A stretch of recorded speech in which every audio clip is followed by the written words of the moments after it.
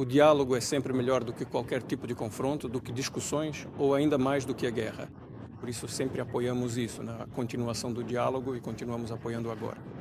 Agora, quanto às novas sanções, em primeiro lugar, não há nada de novo aqui. Sim, para nós elas têm, claro, um caráter sério. Na sua primeira gestão presidencial, é sabido que o presidente Trump impôs, então, o maior número de sanções que já haviam sido aplicadas contra a Federação Russa até aquele momento. Atualmente, elas têm, claro, dois aspectos, tanto puramente político quanto econômico. Ontem ouvimos novamente uma nova declaração do presidente dos EUA sobre se haverá ou não um encontro com você sobre a crise ucraniana. Praticamente ao mesmo tempo foram impostas sanções americanas contra empresas petrolíferas russas. Hoje, a União Europeia impôs mais um pacote de sanções anti-russas. Agora já estão proibidos vasos sanitários, brinquedos com motorzinho, quebra-cabeças, triciclos. Como você pode comentar tudo isso? O fato de terem cancelado a compra dos nossos vasos sanitários vai sair caro para eles. Acho que eles seriam necessários na situação atual se continuarem com essa mesma política em relação à Federação Russa. Quanto à declaração do presidente dos Estados Unidos, o que posso dizer? Na última conversa telefônica, tanto o encontro quanto o local onde ele seria realizado foram propostos pelo lado americano.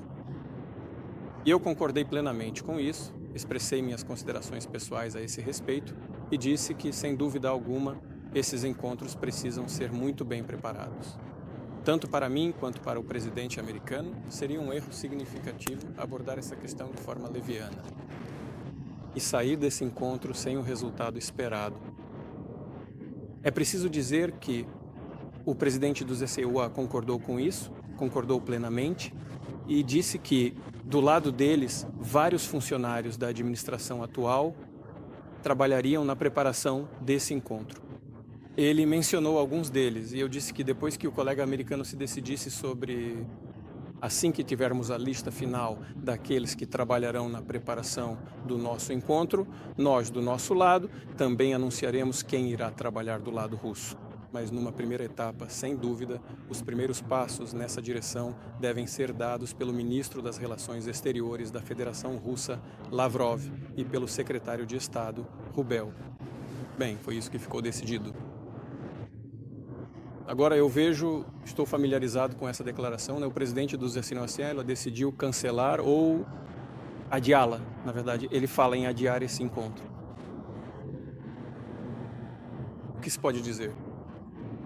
O diálogo é sempre melhor do que qualquer tipo de confronto, do que discussões ou ainda mais do que a guerra. Por isso sempre apoiamos isso, na continuação do diálogo e continuamos apoiando agora. Agora, quanto às novas sanções, em primeiro lugar, não há nada de novo aqui. Sim, para nós elas têm, claro, um caráter sério. Isso é compreensível. E terão certas consequências, mas, no entanto, não afetarão de forma significativa o nosso bem-estar econômico. Na sua primeira gestão presidencial, é sabido que o presidente Trump impôs, então, o maior número de sanções que já haviam sido aplicadas contra a Federação Russa até aquele momento. Atualmente, elas têm, claro, dois aspectos, tanto puramente político quanto econômico. Quanto ao aspecto político do que realmente se trata, é claro, é uma tentativa de pressionar a Rússia. Mas nenhum país que se preze e nenhum povo que se respeite jamais toma decisões sob pressão. E, sem dúvida, a Rússia possui esse privilégio. Sentir-se e considerar-se incluído nessa lista de países e povos que se respeitam. Esse é o primeiro ponto. O segundo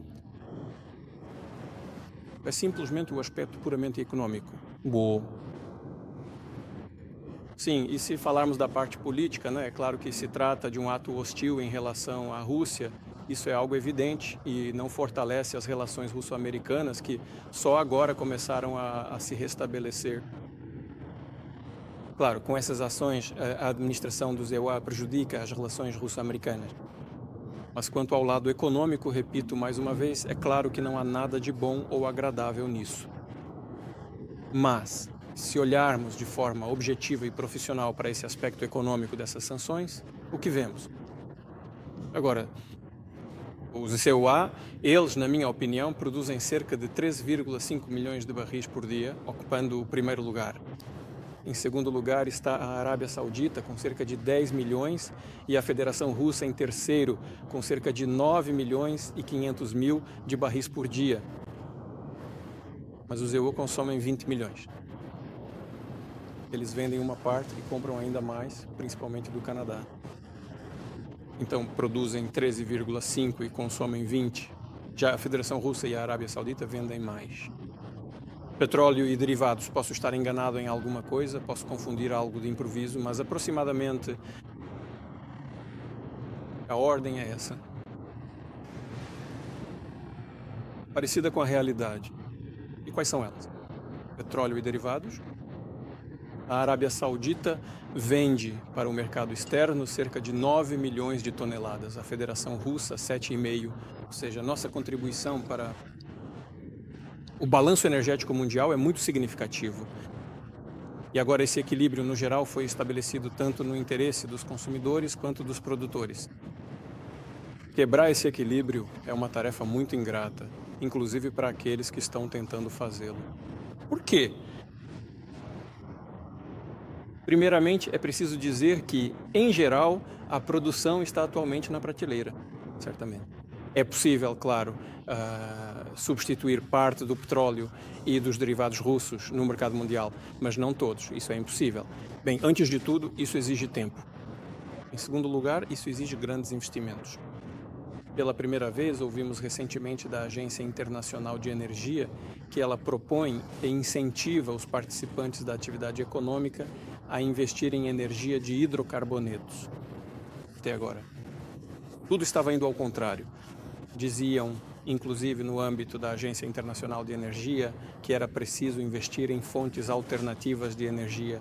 Sim, é necessário, mas ficou claro que sem os hidrocarbonetos, pelo menos nos próximos anos, nas próximas décadas, não será possível. Isso, obviamente, está relacionado ao aumento do consumo. A economia global está crescendo e o consumo de energia está aumentando. Não é possível aumentá-lo drasticamente no momento. Mas se a quantidade de nosso petróleo e derivados no mercado mundial diminuir drasticamente, os preços subirão. Meu colega americano e eu também conversamos sobre isso. Aonde isso vai levar? Isso levará a um aumento acentuado do preço do petróleo e dos derivados, inclusive nos postos de combustíveis. E se levarmos em conta o calendário político interno dos próprios Estados Unidos, fica claro o quão sensíveis serão alguns processos. Nesse sentido, e aqueles que sugerem tais decisões à administração atual precisam entender para quem estão trabalhando. Mas isso não importa. Para nós, o que importa é outra coisa, que nos sentimos confiantes, estáveis e, apesar de certas perdas, que certamente estarão ligadas a muitos fatores. Ainda assim, nosso setor energético se sente bastante seguro. Mas também espero que isso não leve a mudanças sérias no mercado mundial. Embora todos agora devam refletir, concordo com a Agência Internacional de Energia, refletir sobre a necessidade de investir na energia tradicional, nos tipos tradicionais de energia. É isso que estamos fazendo e pretendemos continuar fazendo.